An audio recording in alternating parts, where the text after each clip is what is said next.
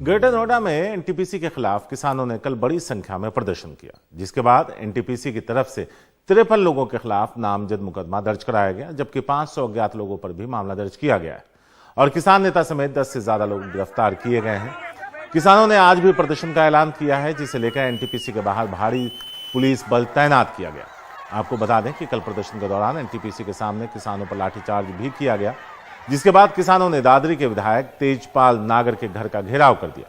Police ने कल देर रात गिरफ्तारी और एफआईआर की कार्रवाई करते हुए विधायक आवास से लोगों को हटाया। इससे पहले कल के पुलिस लाठीचार्ज में घायल आधा दर्जन से ज्यादा किसानों को इलाज के लिए प्राथमिक अस्पताल ले जाया गया। आपको बता दें कि 24 गांव के किसानों और महिलाओं ने मिलकर एक समान मुआवजा, नौकरी और अन्य मांगों को लेकर कल एनटीपीसी के बाहर प्रदर्शन किया।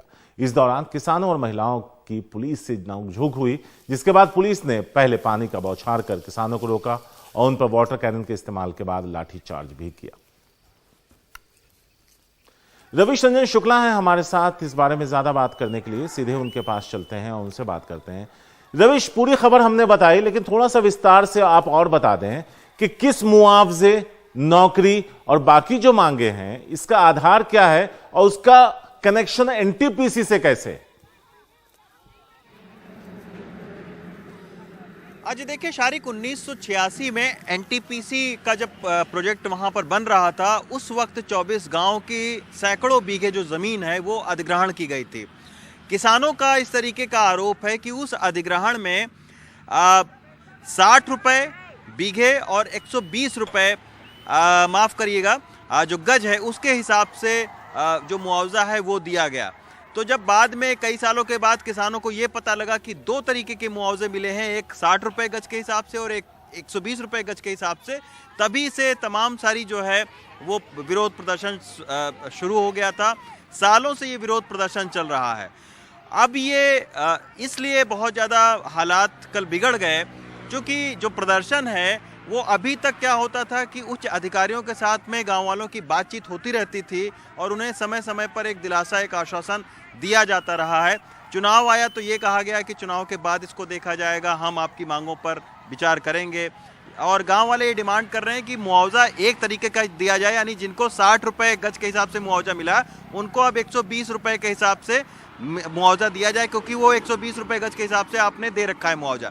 साथ में उनका ये भी कहना है कि चूंकि सारी ज़मीन चली गई, अब जो हालात हैं वो काफ़ी बिगड़ रहे हैं। तमाम सारे लोग बहुत गरीब हैं, उनके हाथ से ज़मीन चली गई, नौकरी भी नहीं मिल रही है। तो उनका ये कहना है कि एनटीपीसी में एक परिवार के एक शख्स को नौकरी दी जाए। तो इन्हीं डिमांड को लेकर कई सालों से ये प्रदर्शन होता रहा है। कल चूंकि योगी आदित्यनाथ जी थे यहाँ पे ग्रेटर नोएडा में, प्रदर्शन भी चल रहा था, तमाम सारी भीड़ इकट्ठा हो गई और उस वक्त पुलिस को ये लगा कि इस प्रदर्शन को हटाना चाहिए, वरना खबर दूसरी चलने लगेगी। तो उसी बात पर कल किसानों और पुलिस के बीच में जो है वो तनातनी हुई। पुलिस ने लाठीचार्ज करके उनको हटाने की कोशिश की। हालांकि पुलिस का ये वर्जन है, उनका ये कहना है कि इन लोगों ने एनटीपीसी के अंदर जाकर बिजली तो इसके चलते जो है उन्होंने लाठीचार्ज की और वहां से हटाया।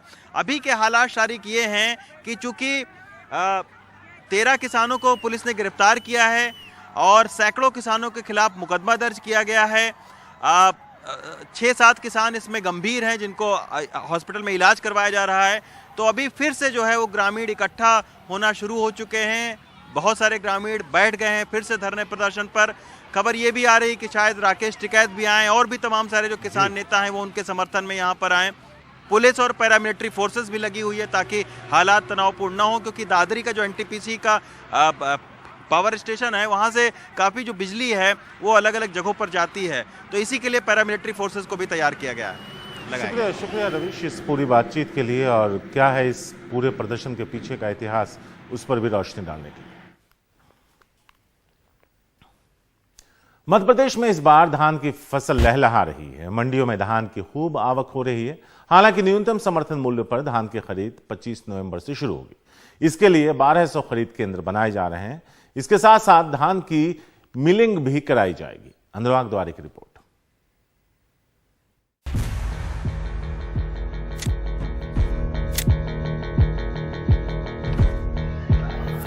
धान से भरी ट्रैक्टर ट्रॉलियों की एक कतार विदिशा मंडी की है। सोमवार को ही यहाँ 14 करोड़ रुपए का कारोबार हो गया। जबकि 15,000 से ज्यादा बोरियां तुलने के इंतजार में रहीं। हमारा बहुत फायदा है, 32-33 तक बिक रहा है हमारा, किसान बहुत फायदा है। धान सब तरह की आ रही, सारी वैरायटी यार 1509, 1121, 1718, पूसा, सुगंधा। समर्थन मूल्य से ज्यादा भी रेट मिल रहे हैं। समर्थन मूल्य से बहुत ज्यादा रेट मिल रहा है, 1000 रुपए ज्यादा बिक रही है। अच्छी वैरायटी 3032, 3300 तक। इस बार पिछले साल की अपेक्षा हाँ 25%, 30% रेट वृद्धि हुई है इस साल बाजार में। क्रॉप भी अच्छी है और फसल भी पिछले साल से अच्छी आ रही है। रायसेन मंडी में 900 ट्रॉलियों में 20,000 क्विंटल से अधिक धान पहुंचा। भीड़ इतनी थी कि 10 लाइनों में ट्रॉली खड़ी करवानी पड़ी। मोटा धान तो बाद में तुलेगा, लेकिन बासमती और दूसरे धान मंडी पहुंच गए हैं। हालांकि हर किसान को समान भाव नहीं मिल रहा, जिसका दोष वो कारोबारियों को दे रहे हैं। चमा के 2600 गई, वही धान 3300 तक जा रही है, वही हसिया वाली 2600 दी उनने, कोई अंतर है नहीं है। बगल की ट्राली 3200 गई, उससे ज़्यादा। तो व्यापारियों का मनमर्जी राज चल रहा है, वो तो देख ही नहीं रहे, कोई देख रहा है, कोई बोल रहा है भाव। सेठों की मनमर्जी चल रही है, हिसाब से कोई फायदा नहीं मिल रहा किसान। क्या समस्या आ रही है? समस्या ये है कि एक ट्राली का रेट बढ़ाते हैं और एक का कम कर देते हैं, तो सही से मार्जिन नहीं मिल पा रहा किसान के लिए। खरीफ विपणन सत्र 2021-22 में सरकार ने 606.19 लाख मीट्रिक टन से अधिक धान की खरीद की थी। पंजाब से सबसे ज्यादा 36,623 करोड़ रुपए की धान खरीदी गई थी। मध्य प्रदेश इस लिस्ट में 8,889 करोड़ रुपए का धान बेचकर छठे नंबर पर था। राज्य में इस साल 34 लाख हेक्टेयर में धान की बोनी हुई है। इस तस्वीर के दो मायने हैं। जो हितग्राही हैं उनकी कीमत पर जो गैर हितग्राही हैं, यानी मेरे आपके अर्थशास्त्रियों जैसे लोग जो शहर में बैठे हैं, उन्हें लगेगा कि किसानों को बड़ा फ़ायदा हो रहा है। लेकिन दूसरी तस्वीर ये है कि ये पतला धान है, बासमती है या अच्छे क्वालिटी का चावल है, जिसे कारोबारी बेचकर 100, 150, 200 रुपये तक कमा रहे हैं, जबकि किसान को 34 या 35 रुपये अधिकतम मिल रहे हैं। कुल मिलाकर जो ये पतला चावल है, इसके खेल में कारोबारी मोटा माल कमा रहे हैं और किसान ठगा जा रहा है। रायसेन से नावेद और भोपाल से कैमरा पर्सन रिजवान खान के साथ अनुराग द्वारी, NDTV इंडिया। महंगाई के मोर्चे पर कई चुनौतियां बनी हुई हैं। आम जरूरत की कई सब्जियां काफी ऊंचे दाम पर बिक रही हैं, जिससे लोग हाथ से परेशान हैं। महंगाई पर RBI की कल एक बड़ी बैठक है, जिसमें देश में बढ़ती महंगाई को रोकने के नए उपायों पर चर्चा होगी।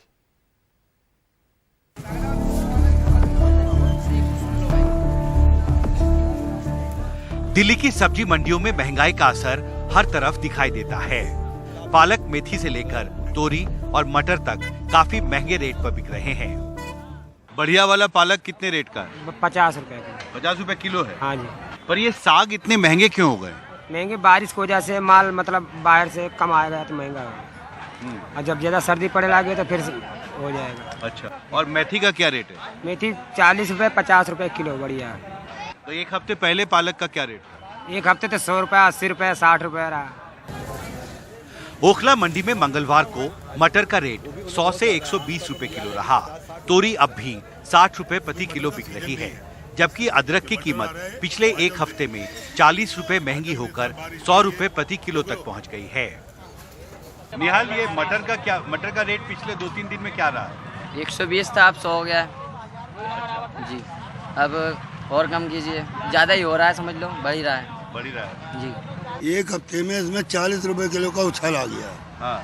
माल कमती आ रहा है और भाड़ा इतना ज़्यादा हो चुका है, जो कि ट्रांसपोर्ट का जो कि भाड़ा ज़्यादा महंगा हो रहा है, माल पे महंगाई आ रही है। ओखला मंडी में टमाटर की खुदरा कीमत 3 दिन पहले 50 रुपए प्रति किलो थी, जो मंगलवार को घटकर 40 रुपए प्रति किलो हो गई। लेकिन देश के 38 शहरों में टमाटर पिछले एक महीने में 10 रुपए प्रति किलो या उससे ज्यादा महंगा हुआ है। ओखला मंडी में सब्जी खरीदने आए ग्राहक परेशान हैं। सब्जियां ऊंची कीमत पर बिक रही हैं, उनका किचन का बजट बिगड़ गया है। अभी 20-100 रुपया लेके घूम रहे, कहाँ सस्ता मिलेगा तो लेंगे, है ना। 60 रुपया से नीचे तो है ही नहीं कोई सब्जी।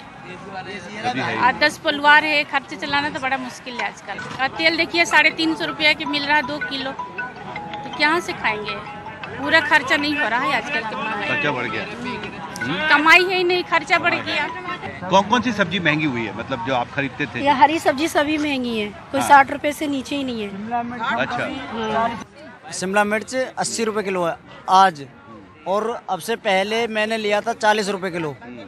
और हरी सब्जी कोई भी करेला थे 20 रुपये किलो, 30 रुपये किलो, आज वो भी 40 रुपये से नीचे नहीं है। 40-50 थोड़ा सही है तो 60, उसको भी इतना महंगा दे रहे हैं। पालक 20 रुपये में 1 किलो आता था, वो भी 40 रुपये से नीचे का नहीं है 1 केजी। अगर थोड़ा साफ सुथरा देख के लोगे तो वो भी 50-60। दरअसल महंगाई दर पिछले 1 साल में काफी ज्यादा बढ़ी है, जिसका असर देश भर की सब्जी मंडियों में दिख रहा है। सितंबर 2021 में खुदरा महंगाई दर सिर्फ 4.35% थी, जो सितंबर 2022 में बढ़कर 7.41% हो गई। सब्जियों की कीमत पिछले 1 साल में 18.05% महंगी हुई है। दलील ये दी जा रही है कि हाल की बारिश में कई फसलें खराब हुई हैं और पेट्रोल डीजल महंगे होने से ट्रांसपोर्टेशन का खर्च बढ़ा है। ये पिछले साल से तो इस साल बहुत ज्यादा महंगी हो रही है। इस समय तो सस्ता हमें मिलता था, इस समय तो काफी सस्ता मिल जाता। हरी सब्जियां तो हमेशा सस्ती मिल जाती थी। इस टाइम तो 30 रुपये मिल जाती थी, यहाँ आके हमको 30 मिल जाती थी। लेकिन अब तो सीधे 60 बोल रहे हैं, 80 बोल रहे हैं। पालक का भी उसने 50 रुपया की 2 गड्डी दे रहा है। हमने कहा किलो लगाओ, 50 का तो नहीं लगा रहा है।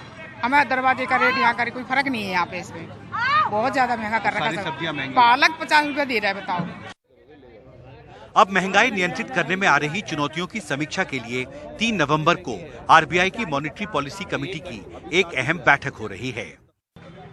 अब महंगाई के मोर्चे पर बड़ी होती चुनौती से निपटने के लिए रिजर्व बैंक ऑफ इंडिया के गवर्नर ने गुरुवार को मॉनेटरी पॉलिसी कमेटी की एक महत्वपूर्ण बैठक बुलाई है, जिसमें महंगाई को नियंत्रित करने के नए विकल्पों पर चर्चा होगी। अब देखना महत्वपूर्ण होगा कि महंगाई पर काबू पाने के लिए रिजर्व बैंक ऑफ इंडिया के गवर्नर आने वाले दिनों में क्या बड़े फैसले करते हैं। दिल्ली से प्रेम सिंह के साथ हिमांशु शेखर, एनडीटीवी इंडिया। मशहूर उद्योगपति साइरस मिस्त्री की सड़क हादसे में मौत के बाद अब मुंबई पुलिस ने कार की पिछली सीट पर बैठने वालों को सीट बेल्ट लगाना अनिवार्य कर दिया। पहले 1 नवंबर यानी कल से ही सीट बेल्ट नहीं लगाने पर कार्रवाई की बात थी, लेकिन अब इसके लिए जागरूकता कार्यक्रम चलाने का फैसला किया गया है। 11 नवंबर से ही चालान काटा जाएगा। दरअसल टैक्सी और ट्रांसपोर्ट यूनियन ने व्यवहारिक दिक्कतों का हवाला देते हुए आपत्ति दर्ज की है। सर गुड मॉर्निंग सर, आज से सर पीछे वाला पुलिस अभी जुर्माना नहीं लगा रही है, प्यार से बात कर जागरूक कर रही है। लेकिन 10 दिन बाद यानी कि 11 नवंबर से कानून नहीं मानने वालों का चालान कटने लगेगा। मुंबई में अब कार की पिछली सीट पर बैठने वाले यात्रियों को भी सीट बेल्ट लगाना जरूरी है। आपको पहले से जानकारी थी कि आज से अनिवार्य किया गया है? जी, और उन्होंने भी मुझे इन्फॉर्म किया था। अच्छा, उन्होंने कहा आपको? जी बिल्कुल। आपको निर्देश दिया गया कि बताइए आप सभी को कि जी हाँ, मतलब अपनी सेफ्टी के लिए बहुत जरूरी है, और गवर्नमेंट ने भी उसको लागू कर दिया 1 नवंबर से, और सबसे बेटर है कि अपनी सेफ्टी बहुत अच्छी है ये चीज। तो जो जागरूक हैं वो पहन रहे हैं सीट बेल्ट इस तरह, लेकिन अभी बहुत से लोग हैं जो कि सीट बेल्ट नहीं पहन रहे हैं, तो उन्हें इस तरह से समझाया जा रहा है कि आप सीट बेल्ट को जरूर पहने। लोगों में अवेयरनेस क्रिएट कर रहे हैं कि आप और आपके फैमिली मेंबर जो भी गाड़ी से ट्रैवल करता है वो सीट बेल्ट पहन के ट्रैवल करें, जिससे आपका खुद को कुछ दुखापत न हो, इंजरी न हो, जान को कुछ खतरा ना हो। इसलिए हम लोगों में अवेयरनेस कैंपेन हमारे ट्रैफिक डिपार्टमेंट की तरफ से कर रहे हैं। Motor vehicle act section 194B1 के तहत कार में बैठे सभी यात्रियों को सीट बेल्ट लगाना अनिवार्य है। सीट बेल्ट नहीं लगाने पर 200 रुपए जुर्माना का प्रावधान है। लेकिन एक आम धारणा है कि सिर्फ कार में आगे बैठे ड्राइवर और यात्री को ही सीट बेल्ट लगाना जरूरी है। 4 सितंबर को टाटा ग्रुप के पूर्व चेयरमैन साइरस मिस्त्री की सड़क हादसे में मृत्यु हो गई। पता चला कि उन्होंने सीट बेल्ट नहीं लगा रखी थी, इसलिए एयर बैग नहीं खुला, जबकि आगे बैठे दोनों ने सीट बेल्ट लगा रखी थी, इसलिए एयर बैग खुलने से दोनों की जान बच गई। मुंबई पुलिस ने उस हादसे को एक सबक की तरह लेते हुए अब कार में पिछली सीट पर बैठे यात्रियों को भी सीट बेल्ट लगाने के मामले में सख्ती का फैसला लिया है।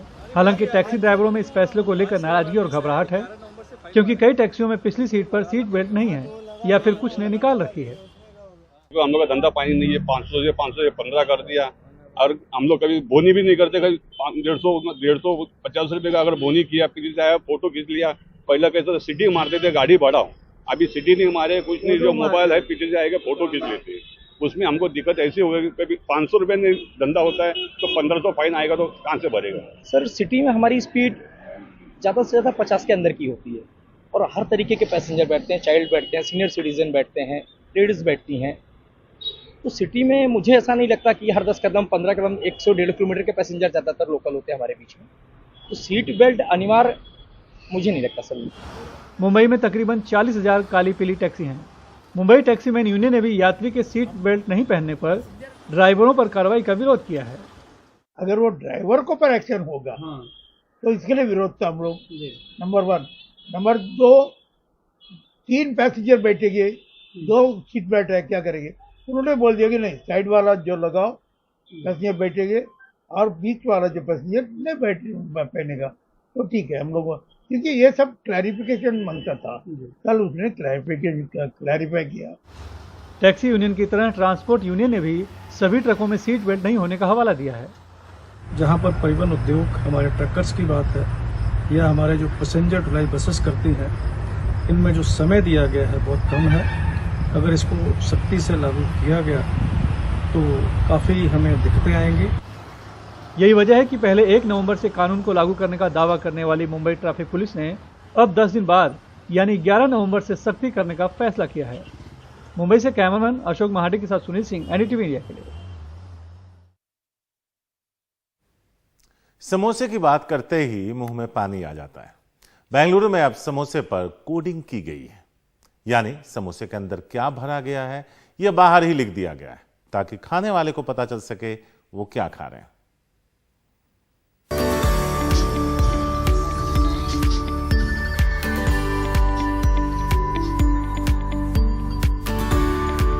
समोसा आपकी प्लेट में खुद ही अपनी पहचान बता रहा होगा कि वो मटन समोसा है या आलू या फिर कुछ और। फीलिंग के बाद समोसे पर कोडिंग कर दी जाती है। अब ग्राहकों को ये बहुत पसंद आ रहा है। कन्वीनियंट है, मीन्स अगर वो किसी को डिलीवर कर रहे हैं उसमें लिखा हुआ है कि अंदर क्या है, तो अगर बाई चांस, ऐसे होगा नहीं बट बाई चांस अगर वो गलत समोसा जाता भी है तो वो देख के पता चल जाएगा and they can return and then get it back the actual one. So it's a good idea. Concept is good but little more if ये अच्छा कॉन्सेप्ट है, लेकिन इसके प्रिंट में और सुधार होना चाहिए। अभी इसकी पहचान करना मुश्किल है कि ये स्पाइसी है, मटन है या चिकन है। अगर लेबल बड़ा होगा तो पहचान करने में आसानी होगी। Prints are little more big than they can identify easily. समोसे का स्वाद ही कुछ ऐसा है कि देश विदेश में सभी जगह लगभग मिल जाता है। नेपाल और देश के उत्तर पूर्वी राज्यों में समोसे को सिंघाड़ा भी कहते हैं, लेकिन समोसों पर नाम छापने की शुरुआत बेंगलुरु में। हमारे जो 2 अलग अलग समोसे हैं, वेज और नॉन वेज, वो मिक्स नहीं होते। So it is one basic hygiene के इसमें। एंड दूसरा, जो कस्टमर को ईज हो, जो 10-15 समोसे एक साथ मंगाते हैं, अलग अलग समोसे मंगाते हैं, उन्हें पता चले कि कौन सा समोसा कौन सा है। कोडिंग वाले ये समोसे आपको बेंगलुरु के अलावा अब दिल्ली और हैदराबाद में भी मिल जाएगा। समोसों पर कोडिंग इसलिए की गई है ताकि किसी तरह का कोई कंफ्यूजन ना हो। समोसे हमारे खान पान का हिस्सा कब बने यह कहना बहुत मुश्किल है, लेकिन इतना जरूर कहा जा सकता है कि मध्यकाल में जब मिडिल ईस्ट से खानसामे यहाँ आए तो उन्होंने समोसों के साथ कई तरह के प्रयोग किए और फिर वेज के साथ साथ नॉन वेज समोसे भी तैयार होने लगे। बेंगलुरु से कैमरामैन गोविंद मूर्ति के साथ निहाल किदवई, एनडीटीवी इंडिया।